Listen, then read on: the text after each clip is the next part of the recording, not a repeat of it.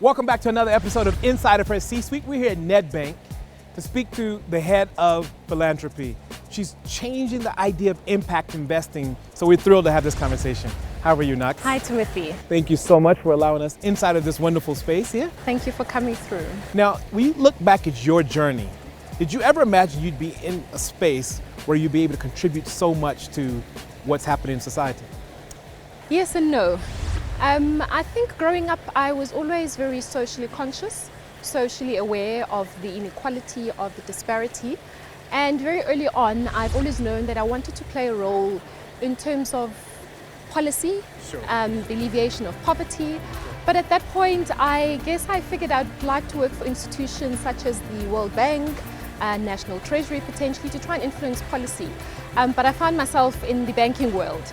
But I'm pleased that I'm still able to pursue my passion and working in the space in development and social transformation. This idea of philanthropy, before we get into what it really means, what it's about, can you think back to a moment like where you grew up, the first time you were able to sort of observe someone making an impact, seeing change actually happen? So take us back to where you grew up. I think, Timothy, anyone who's grown up in Africa, philanthropy is not a new phenomenon to us. As individuals, it's part of our DNA, it's part of our culture, it's part of our heritage. We're very giving in nature. And I often say that organizations or communities rather, they have sustained themselves way before aid came to Africa, way before large international foundations came to Africa. So communities are able to mobilize resources. Even low-income communities are able to mobilize resources and support each other. So I think we're very philanthropic in nature, but I think we're in a space where we are now appreciating better our own philanthropic efforts. We are not necessarily viewing it from a Western lens, which is refreshing. It's changing the narrative. We are owning the dialogue about African philanthropy and redefining it for ourselves, really. Now, before you became this sort of powerful head of philanthropy, when you were a teenager, take us back to what you were like. Was there ever a moment when you were able to see yourself contributing, giving back? Were you a leader? Were you shy? What were you like as a teenager? I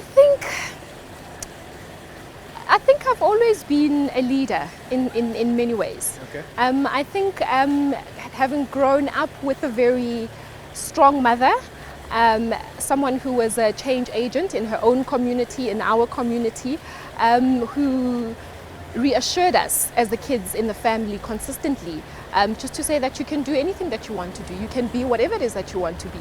And any given opportunity, she would consistently ask, do you have anything to contribute? Do you have anything to add? And I think that went a long way in terms of us appreciating that your voice matters. You have something meaningful to say, you have something meaningful to contribute. So never ever hold back. So I think that upbringing has always propelled me to make sure that my voice is heard. So I'm not the person who will always just sit back and go with the flow. I don't mind separating from the crowd, really. Did you have moments when you were younger, before getting into the space, where you doubted your leadership ability, where you had to really sort of take full ownership, where you questioned whether or not you could actually be this person you are now? I think getting into corporate, I think as a woman, even in 2017, it's not easy. It is getting better. But 10 years ago, 15 years ago, getting into a male-dominated environment, when I started working, I worked in an investment banking environment in global markets. You had to work so much harder to prove yourself, that you're competent, that you're capable, and just getting buy-in from your colleagues, especially your male colleagues. So it definitely has become better for the next generation, but the barriers and the limitations are still there without a doubt. So as women, it's important that we support one another, and when you get to a place where you are able to influence, that you ensure that you make it better for the next cohort of females that are coming through. You have to give me at least one secret of something that you've used to help you get where you are, something that you kind of employ when you're in these environments that are male-dominated, something that you do. The old cliche, Timothy, hard work. Hard work, I think for me it's important that your work speaks for itself, so that you don't give anybody ammunition to second guess you. I often say that be diligent, own your brand in the workplace. People need to associate certain values, certain work ethic when they think about you. So I think for me that's always been very important in terms of taking full ownership and taking pride in my work, really. As the head of philanthropy, let's talk philanthropy. You've kind of alluded to it earlier in terms of it being kind of in the DNA, being able to sort of impact communities, but your division, head of philanthropy at Nedbank Private Wealth, what does that mean? We offer investment services, cash management, as well as fiduciary services to donors, to corporates, as well as to non-profit organizations. So we basically provide philanthropic advice to wealthy individuals, wealthy families, as well as large corporates in terms of their philanthropic giving, helping them with their strategies, ensuring that they are impacting in the right places and investing in the right places.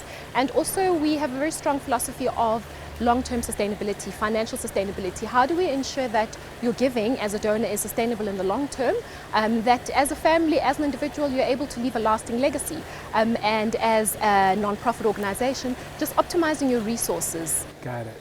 Your mandate, is there a return? Do you expect to have a sort of return? Because you would think sort of social impact would be the ultimate goal, but is there a financial return in terms of the mandate? So we're all about financial sustainability through investments. So we invest the resources on behalf of our clients into the mainstream markets to ensure that we grow those portfolios, which in turn enables the clients to invest more and have more at their disposal to invest into the projects and into the communities and into the areas that they want to impact. How many people are in your division? It's a decentralized structure, Timothy. So we work with teams across the different regions. Our business is a national business. We have a national footprint. So we work with teams across the different regions.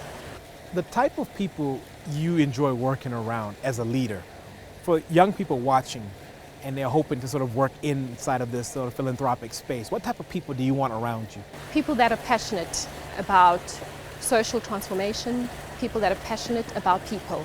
I often say that there are technical skills that you can upskill in, but if you don't have the passion, that's very difficult to upskill in that. So I'm always energized by young people around me that are so fired up for making a difference, really, who are owning that making a difference, not deferring it to somebody else. And do you find it easier? Is it difficult, to attract this type of talent? I think it's easier, definitely with the younger generation. I think for them, they don't see it as a separation between a career and their giving back. It's all infused. Hence, we're seeing so many social enterprises and so many social entrepreneurs. So for them, it's a lifestyle. How do I make a career? How do I make a living out of solving some of the social issues? How can I apply my talents, my skills into solving some of the social issues in our country? I'm going to give you the opportunity to offer some powerful personal branding tips to any young woman who's hoping to be in your position, the head of philanthropy, because it sounds really good, the position you're in. So you've built your personal brand. You're the type of leader that people sort of enjoy working around. I had a chance to speak to some of your colleagues. People enjoy working around you. I need at least 3 things, okay? At least 3 things for young women to do to help build their personal brand. Pursue your passion. Okay. Without a doubt, pursue your passion. And something you really love. Something that you really love. Okay. And without a doubt, if you pursue your passion, you will excel at that. And you will, opportunities almost find you when you pursue your passion. I like that. And secondly, preparation. I often say that there's a quote that I love that says, luck is opportunity meets preparation.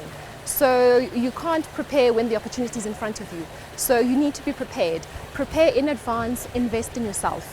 That is so important. Invest in yourself, preparation, and just hard work.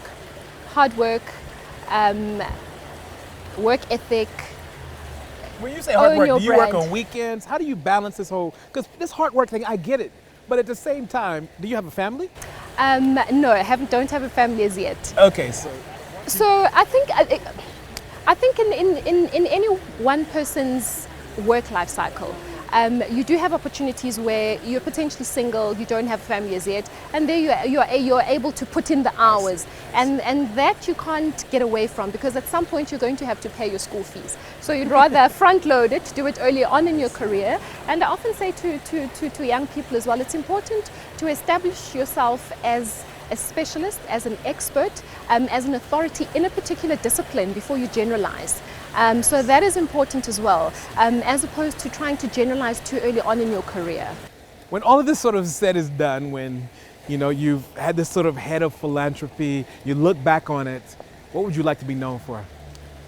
I'd like to be known for challenging the status quo, for contributing in a meaningful way to the transformation of our country, but also to the personal transformation of people and individuals around me in the workplace and in my private spaces, because I often say that transformation starts with the individual. And so I think there's a lot of work that we still need to do in terms of shifting mindsets. And I take that, I own that, I take it quite seriously, and I'm constantly challenging people and individuals around me to extend the lens with which they view the world. So I think for me that is important, and that's something that I continue to invest my energy in. And lastly, I think just for appreciating, acknowledging and loving people. And I think that's probably the most important one. I think whether it be in the workplace and whether it be in your social circles, it's important that we are building each other on a constant basis, helping each other to grow, stretching each other, and just appreciating each other, acknowledging each other as human beings, as friends, as colleagues, as family. Lastly, I'm imagining you get a chance to see people's heart. They put their heart on the line that I want to give back. Do you feel hopeful for South Africa and Africa? Because you're in a very unique position to see people who are making a difference. Yes, without a doubt, Timothy. I'm quite privileged to be in the role that I'm in, where we are assisting individuals that have large amounts of wealth to give back. And as I said earlier, South Africans are a very giving nation. So individuals give in large quantums to development in South Africa, and our research speaks to that. We conduct a research every 2 to 3 years into giving by high net worth individuals, and we estimate that to be at about 8 billion rand for the year of 2015. And is it growing?